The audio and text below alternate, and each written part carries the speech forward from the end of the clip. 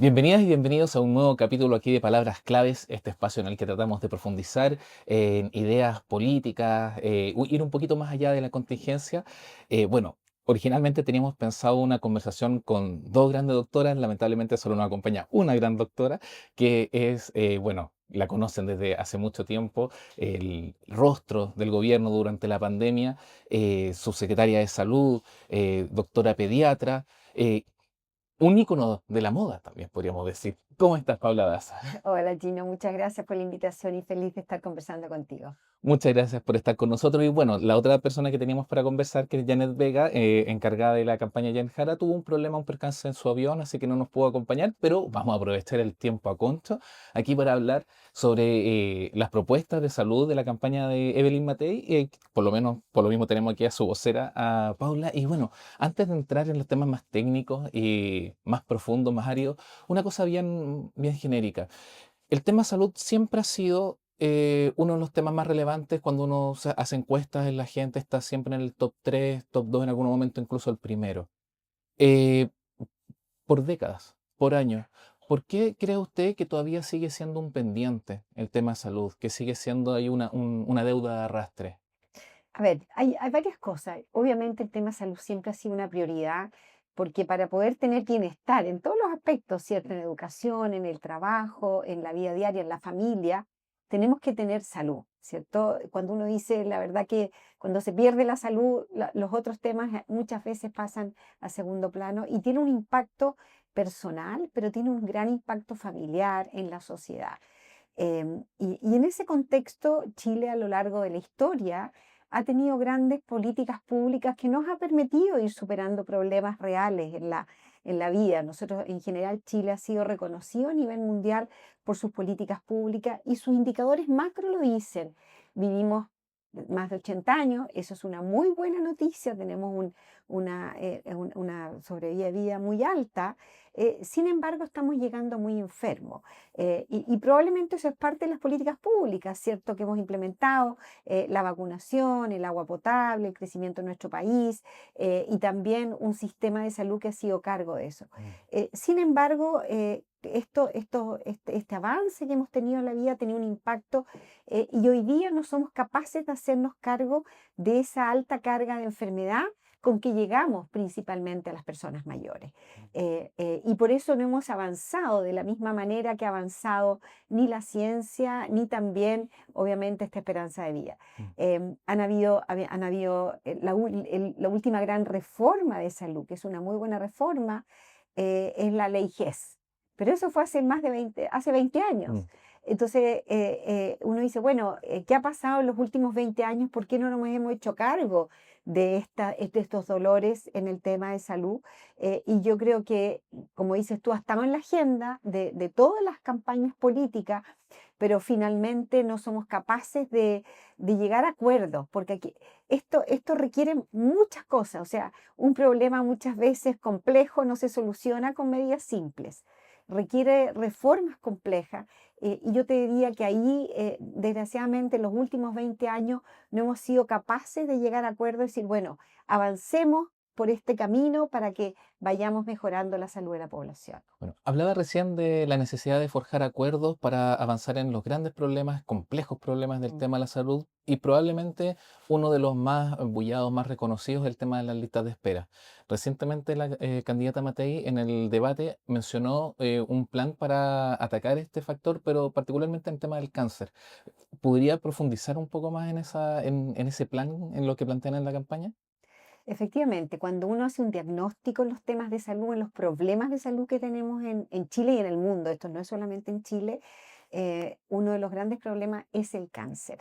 Pasó a ser la primera causa de muerte en nuestro país, en Chile, y rápidamente uno ve cuando, ¿no es cierto?, de qué se están muriendo las personas y es de cáncer. Sabemos que el cáncer es una enfermedad que si uno la diagnostica precozmente, si uno la trata precozmente, hoy día tiene tratamiento y tenemos una buena sobrevida. En muchos de ellos, en otros no.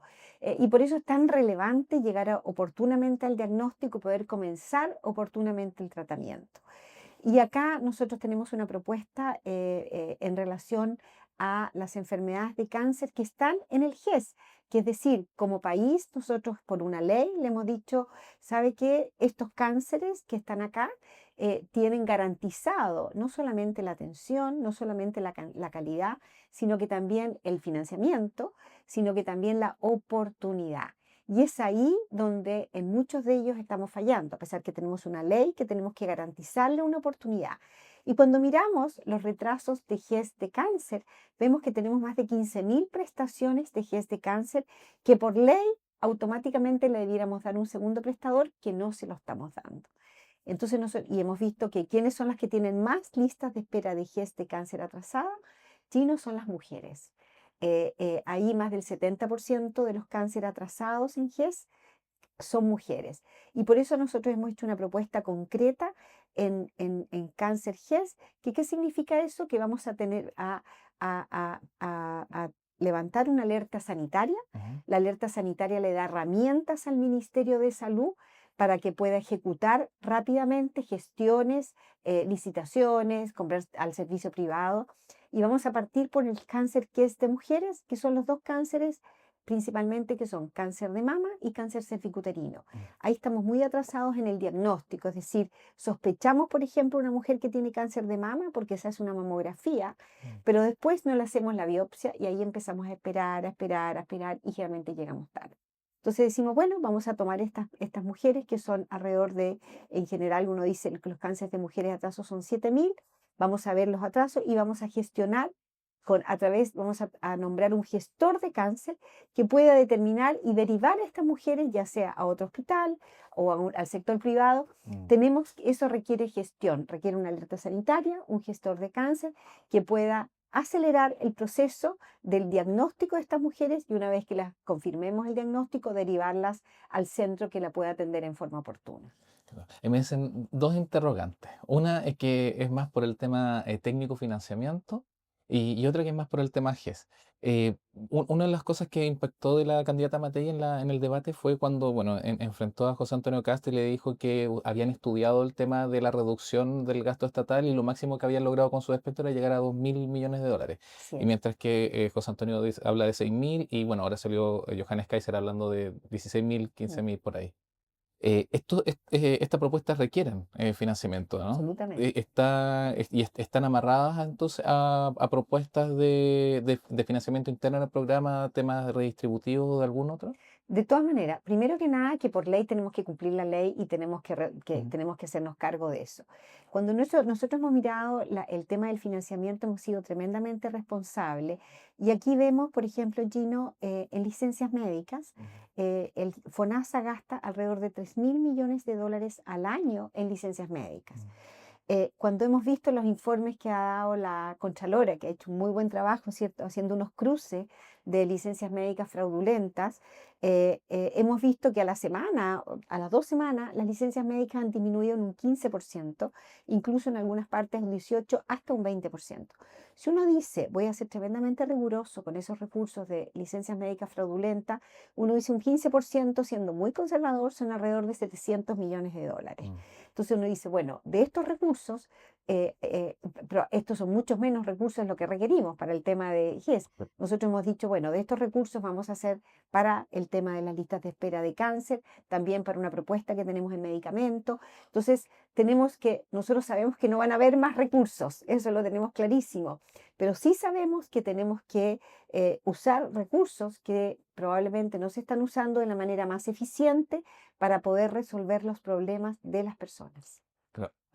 Vamos a ver el tema de los fármacos después, Sí. porque ahí hay una propuesta interesante.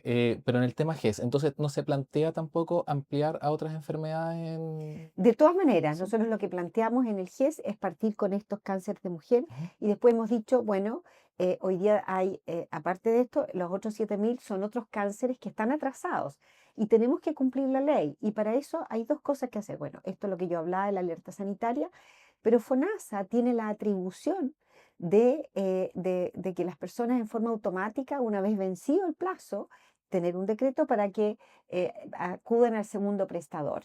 Y ese segundo prestador obviamente requiere recursos.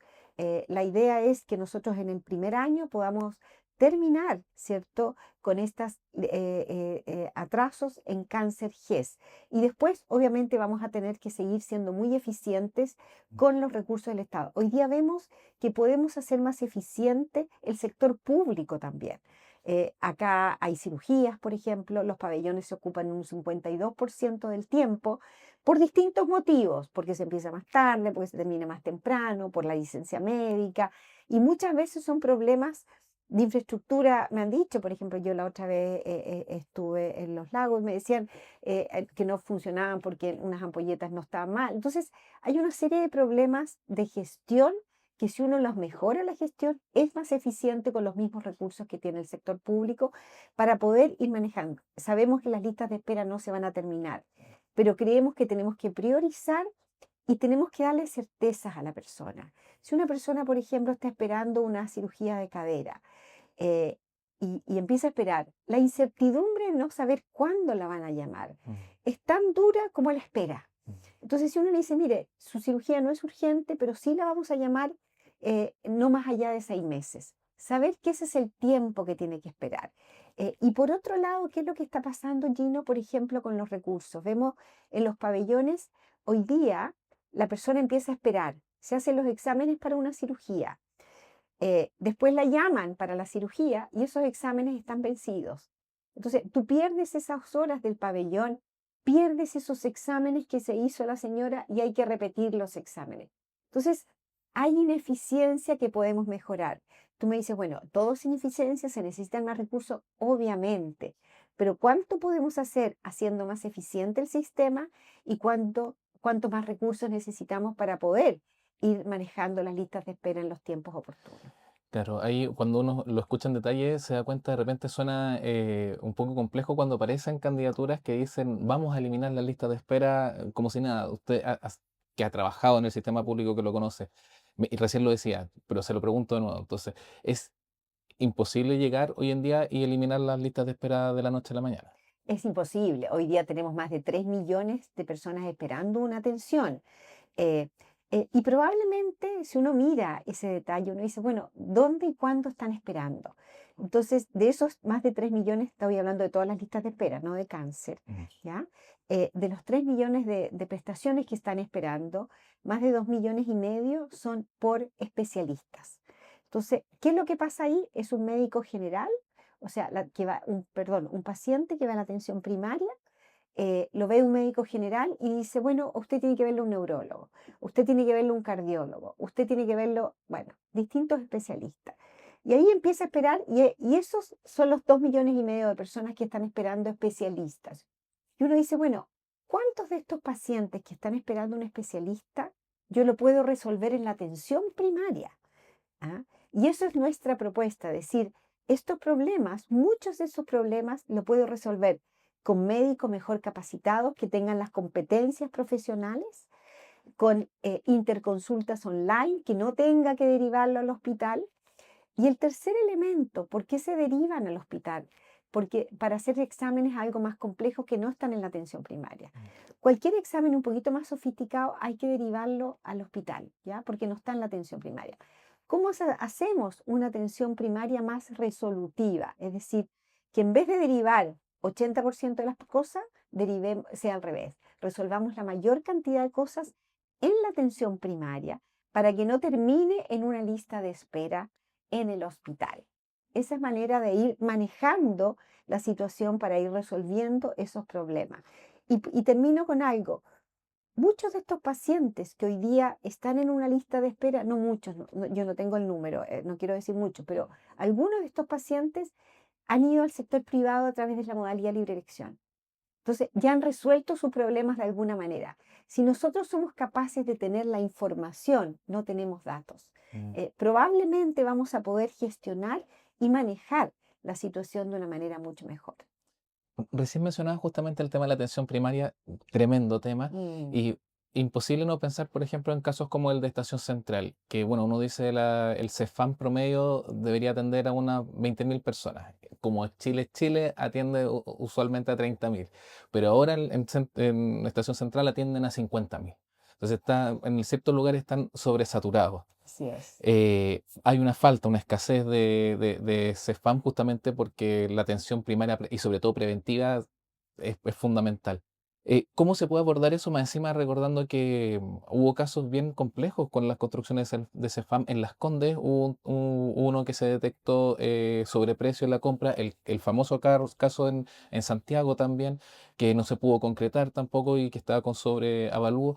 ¿Cómo se puede mejorar esta dimensión que es municipal desde una posible futura presidencia? Sí, a ver, de nivel, como todos los problemas complejos, no son simples las soluciones. Varias cosas ahí. Primero que nada, es entender que un CEFAM no se demora menos de 3, 4 años en construirse, ¿no es cierto? Desde que uno hace la licitación, de que, bueno, toda la programación. Entonces, uno no puede pensar que lo podría hacer a lo mejor en un poquito menos, 3 años, ya, una cosa rápida, no sé. Pero son cosas, la construcción de un centro de salud familiar lleva un periodo de tiempo. Y por lo tanto, es importante programar y decir, bueno, ¿cuántos CEFAM de verdad necesitamos? Nosotros tenemos dentro de la propuesta, ¿no es cierto?, terminar de construir unos 100 CEFAM. Probablemente eso no va a estar en el, en el primer periodo y tenemos que hacernos cargo del primer periodo de las personas. Porque no podemos decir, bueno, vamos a esperar construir estos CEFAM para poder solucionar el problema. Eh, y eso es un tema. Yo creo que ahí tenemos que mejorar la eficiencia también. Y hay un tema que se ha instalado que no depende del Ministerio de Salud, que son los permisos, la famosa permisología, ¿cierto? Que no solamente le afecta a la construcción de los CEFAM, la construcción de los hospitales, sino que al sector privado también. O sea, hemos visto, ¿no es cierto?, lo que se demora un permiso en nuestro país, se demora años, por distintos motivos, ¿cierto? Yo creo que ahí es un elemento que hay que entrar, ¿no es cierto?, fuertemente para acelerar el proceso de los permisos, principalmente para aquellas instituciones que tienen un impacto importante en la población, como es la construcción de un hospital. Yo no quiero desmerecer otras cosas, pero la construcción de un centro de salud es tremendamente relevante. Muestro un botón, lo que pasó en el Hospital Salvador. El Hospital Salvador recién ahora, ¿no es cierto? Ya las obras se van a terminar. Es un hospital que partió hace unos 8 años, 10 años, después se suspendió por el tema de los monumentos, durante muchos años por un problema de licitación. O sea, si uno dice para construir un hospital que todos estaban esperando que nos demoremos 10 años en tenerlo, es una locura, porque probablemente lo que se necesita hoy día, a lo mejor incluso distinto a lo que se necesitó cuando se partió. Entonces yo creo que ese elemento es muy importante, el tema de los permisos, el tema de acelerar los procesos para poder iniciar la construcción de un hospital, el tema de las licitaciones. Y yo creo que ahí nosotros tenemos una propuesta concreta desde el punto de vista de eficiencia en el tema de los permisos, tenemos propuestas del punto de vista de poder acelerar ciertas cosas. Ahora, en salud particularmente, obviamente, y volviendo al tema de las listas de espera, yo creo que tenemos que fortalecer hoy día la colaboración público-privada. Hoy día nosotros, históricamente, ¿cierto? Desgraciadamente el tema de la salud ha tenido una mirada política como que el sector público una cosa y el sector privado otra cosa. Yo creo que la pandemia nos mostró que somos capaces de tener un sistema donde cada uno de los actores, con sus fortalezas y con sus debilidades, aporte a la salud de la población, con regulaciones claras, con normativas claras, ¿cierto? Pero que sí avancemos en esta colaboración público-privada. Por ejemplo, Gino, un CEFAM en alguna localidad donde requiera que sus pacientes se hagan endoscopías o se hagan colonoscopías, que son procedimientos de alta complejidad. Eh, si nosotros lo voy a derivar al hospital, por ejemplo, central, y no tenemos o está sobrepasado, vamos a tener que hacer esas colaboraciones con el sector privado para que se haga cargo de los pacientes del CEFAM. Y yo creo que ahí es muy importante avanzar en esa colaboración público-privada. Hoy día tenemos las herramientas, tenemos los distintos modelos de financiamiento. Se hace muy bien a nivel hospitalario, ¿cierto? A través de los GRD, la colaboración. Pero todavía en la atención primaria nos falta fortalecer esa colaboración. Claro, y bueno, y en otro aspecto donde también justamente hay un conflicto todavía entre lo público y lo privado es en esta disputa o diferenciación entre FONASA y las ISAPRES. Así es. Bueno, hay gente que está planteando que debería existir solamente FONASA y las otras instancias privadas como seguros complementarios. Hay gente que plantea, entiendo que en la campaña que se mantengan las ISAPRES pero con reforma. Así es. ¿Cuáles serían los cambios, las reformas que tendrían que realizar las ISAPRES para poder amoldarse justamente a este ecosistema público-privado que Ya. conversaba? Antes de contestarte, te la voy a contestar la pregunta, pero te quiero contar que a mí me tocaba participar en varios comités de la Comisión Salud del Senado, donde habíamos personas de miradas distintas al punto de vista político de esa mirada, Mm. ¿cierto? Yo creo en un sistema único de salud que tiene que ser público y que tiene que haber un seguro después de segunda capa. Bueno, había otros grupos que no pensábamos eso, creemos que tiene que haber, que los seguros tienen que competir público-privado, pero con las normativas claras. Y dijimos, bueno, si nosotros creemos que ese es el problema, no vamos a llegar nunca a acuerdo. Avancemos en aquellas reformas que sí estamos de acuerdo, Mm. todos. Y te cuento que llegamos a una cantidad más de 30 reformas para poder avanzar. O sea, con miradas distintas podemos llegar a acuerdos donde podemos avanzar. Habiendo dicho eso, yo creo que sí, que el sector privado requiere reformas importantes. eh, eh, eh, Primero que nada, porque creo que la competencia es sana desde el punto de vista de, bueno, que las personas pueden elegir, decir, yo tengo mi 7% o el porcentaje que vaya a ser de salud y yo decido dónde pongo ese 7%. Lo que sí que debiera haber una normativa en el sector privado, y nosotros hemos propuesto que se avance en un plan de beneficios universales, que sea un plan para todos, por lo menos, y después hayan otros beneficios.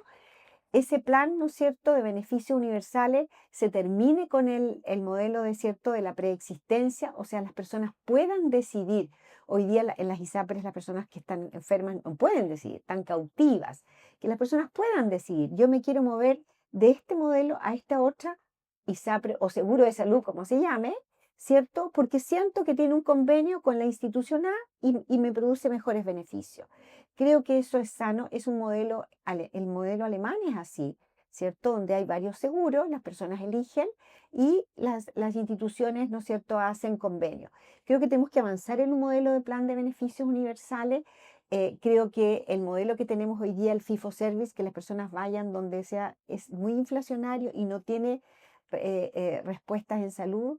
Creo que tenemos que avanzar en un modelo de financiamiento que sea en base a resultados, ¿cierto? Y no en base al FIFO-Service, el pago por servicio.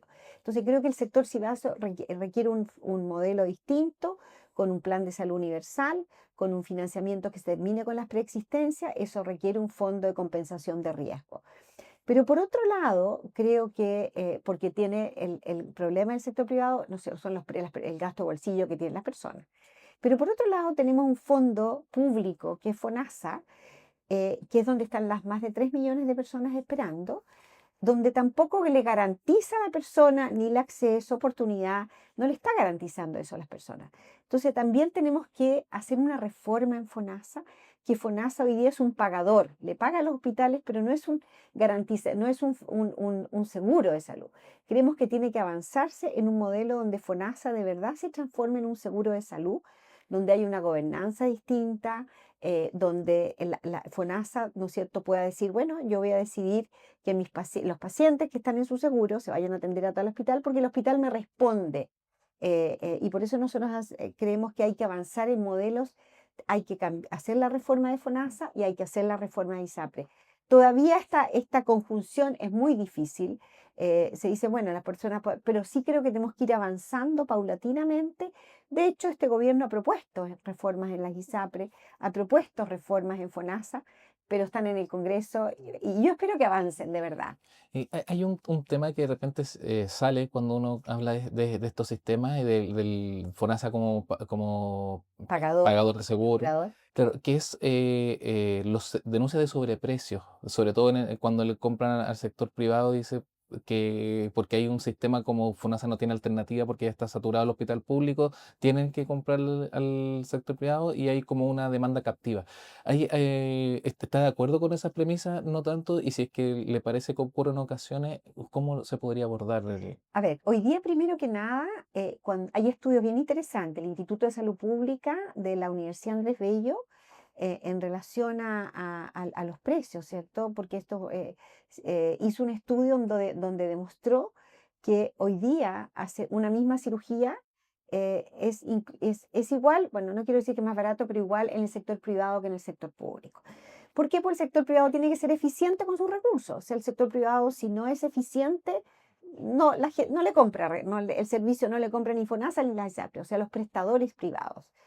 De hecho, el 50% de las personas del sector privado que se atienden en el sector privado vienen de FONASA, entonces tiene que ser muy eficiente. Entonces, yo creo que hoy día los hospitales, por ejemplo, en la medida que se transformen en hacer más eficientes sus recursos, probablemente van a poder gestionar y van a poder cumplir con estas metas de financiamiento. Creo que hoy día el sector público requiere reforma en el sector asegurador, pero también el sector prestador. ¿Qué es lo que estamos viendo hoy día en el sector prestador público? Uno, creemos que hoy día el estatuto administrativo, es decir, cómo le pagamos a nuestros funcionarios públicos, no tiene los incentivos adecuados, no tiene los incentivos para hacer las cosas más productivas, ¿cierto? Y esto es una cosa, no es que sean buenos o malos, no hay incentivos adecuados, a diferencia del sector privado que tiene esos incentivos. El doctor en el sector privado opera más, gana más. Acá no. Entonces, los incentivos no están en ser más eficiente el sector público.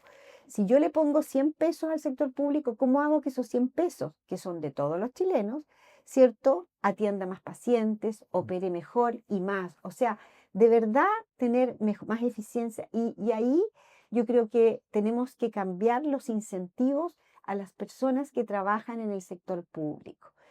El tema de licencias médicas, ¿no es cierto? Los funcionarios públicos de salud son los que tienen más licencias médicas. No sé si son los primeros, pero de los que más tienen licencias médicas. En promedio son 30 días de licencias médicas, más los 15 días de vacaciones, más los días administrativos. Podemos parar un hospital 2 meses al año. Eso es una locura para el sistema de salud, ¿cierto?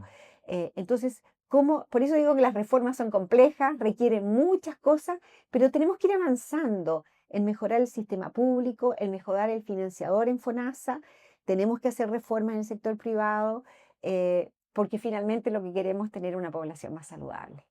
Y bueno, para ir cerrando, imposible no tocar otro tema que es muy sentido para el bolsillo de las personas, que es el tema de los remedios. Así Hoy en día es. hay un alto consumo de fármacos, por un lado positivo, la medicina ha avanzado, pero por un lado también es negativo en el parte de bolsillo y también algunos dicen para el hígado. Es verdad. Pero bueno, como sea, el chileno consume mucho remedio, es un impacto muy importante en la canasta, incluso básica, debería estar considerado en algunos casos. ¿Qué propuesta hay para abordar este tema desde la campaña de Evelyn Matei? Bueno, efectivamente, Chile es de los países que tiene más alto gasto bolsillo cuando miramos la OECD en salud, Mm. ¿cierto? En promedio, la OECD dice 18%, nosotros gastamos 30%, incluso algunas familias llegan a un 40%. O sea, es una locura. Y de ellos, el mayor porcentaje en medicamentos. Y cuando uno mira, bueno, ¿quiénes gastan mayor porcentaje en remedios? Son las personas mayores y las más vulnerables. O sea, una persona puede gastar en promedio 50.000 pesos al mes. Imagínense una persona que está con una pensión de 250.000 pesos, se le va en salud, pues se le puede ir 100.000 pesos. Entonces, gastamos mucha plata en medicamentos. Y aquí pasan tres cosas. O gasta la plata en remedio y deja de consumir otras cosas. Dos, deja de tomarse los remedios, no los tiene, que eso hace mal a su salud. Y tres, las personas están comprando en las ferias libres, donde la calidad no sabemos qué consume. Entonces nosotros tenemos dos propuestas muy concretas. Uno es incorporar en el GES una garantía extra, una garantía de medicamentos. Hemos hecho una lista, esto es un estudio que yo quiero decirlo, lo aportó Amarillos, que está dentro del grupo que está apoyando a Eli Matei, donde está el doctor Marvelino Stroza, el doctor Pedro García. Ellos nos plantearon esta propuesta cuando nos entregaron las propuestas de ellos de salud, nos pareció muy interesante y la incorporamos. Entonces se incorpora como un nuevo problema de salud y ahí se van a incorporar aquellos medicamentos que más compran las personas, que son medicamentos de cardiovasculares, colesterol, salud mental, antidepresivos, algunos de cáncer. Y ahí lo que nosotros planteamos es que se va a invertir con 200 millones de dólares al año. Nosotros podemos reducir entre un 3 y un 5% el gasto de bolsillo de esos medicamentos, ya sea como es del GES, va a estar en FONASA y va a estar en el GES, perdón, en las ISAPRE. Entonces, es una manera de ir reduciendo el gasto de bolsillo. La otra manera de ir reduciendo el gasto de bolsillo, pero además mejorando la adherencia al tratamiento, es que le vamos a llevar los medicamentos a los adultos mayores a sus casas. Esto lo hicimos en la pandemia, cuando la gente no podía salir, se le lleva, las personas que tienen enfermedades crónicas, que tratan tratamientos 3 meses, 6 meses, ¿qué es lo que vimos? Que muchas veces el CEFAM le queda muy lejos, ¿cierto? 2 kilómetros, 3 kilómetros. Las personas que están postradas no lo van a buscar. Y entonces nosotros decimos, bueno, ¿por qué no le llevamos el medicamento a su casa? Porque va a estar 3 meses tomando ese medicamento, para que de verdad lo tome, para que no tenga que terminar el servicio de urgencia, pues no se tomó el remedio. Y de esa manera nosotros nos aseguramos que tenga el acceso y no la vaya a comprar por otro lado. La otra medida que proponemos es también hacer convenios con las farmacias independientes. Muchas veces, y esto es porque hemos conversado con la gente, nos dice, a mí me queda más cerca una farmacia acá en la esquina que ir al CEFAM, que me queda a 3 kilómetros. Entonces, hemos hablado con muchas farmacias independientes, están dispuestas a entregar estos medicamentos gratuitos que se entregan en el CEFAM. Y uno dice, bueno, ¿por qué le conviene a una farmacia entregar los medicamentos gratuitos? Y porque generalmente la persona va a la farmacia, pero además consume alguna otra cosa. Y el tercer elemento que hemos visto cuando no hay farmacia, tener farmacias móviles, que también lo tuvimos.